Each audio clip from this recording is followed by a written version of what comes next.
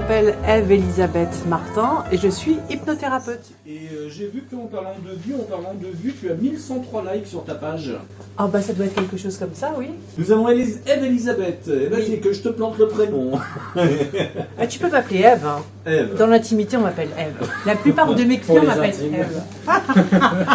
Hypnothérapeute, c'est confident? On peut être confident? Ah bah on entend beaucoup de choses, on sait ce qui se passe dans le secret des familles, c'est sûr.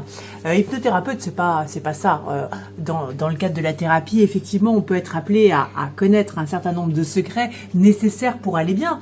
Mais hypnothérapeute, c'est pas ça. En général, on vient me voir quand il y a un comportement, quelque chose qui est devenu vraiment invalidant. Une phobie, une peur particulière, une angoisse, une difficulté à dormir, tu vois, des trucs dans ce goût-là.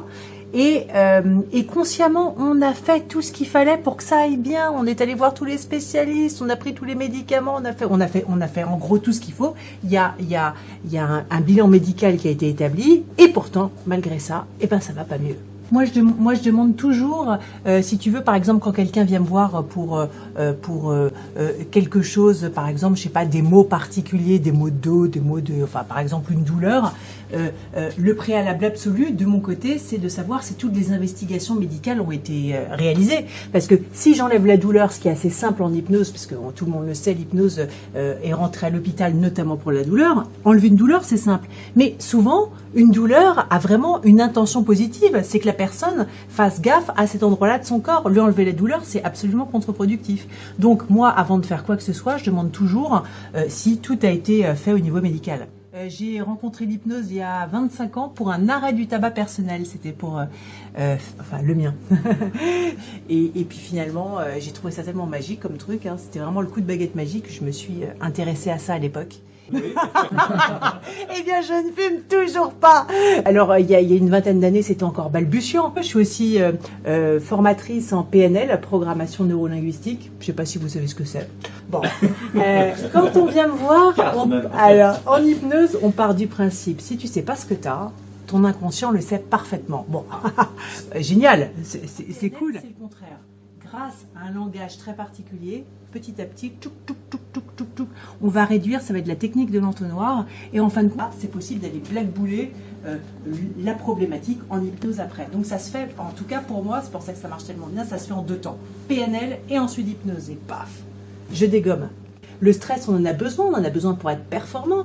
Quelqu'un qui est dénué de stress, qui est pas possible, il traverse une route, il y a une voiture qui arrive, il se fait écraser, il n'a pas la poussée d'adrénaline qui va faire un grand pas. Mais il faut que ça reste sous contrôle, ou si ça doit pas rester sous contrôle, il faut que ça reste, il faut pas que ce soit invalidant. Voilà. Oui, ça c'est mon site internet qui récapitule ce que je fais. Je fais bien.net. Ève-Elisabeth, oui. Moi je ne te connaissais pas avant. Je t'ai connu le 21 mars 2020. Ah. L'année dernière. On nous annonçait qu'on allait être confinés. Et c'était déjà dit, et si j'étais en train de chercher. Oui, quel âge tu avais? Ouais, mais qu'est-ce qui s'est passé? Quel événement? Ouais, d'accord, ok. Alors, tu as posté des vidéos en ligne. Oui, c'était pas des vidéos, c'est j'ai proposé à l'ensemble de la France et même bien extérieur, même à l'étranger par rapport à tous les réseaux qui existent de communication, des séances en direct.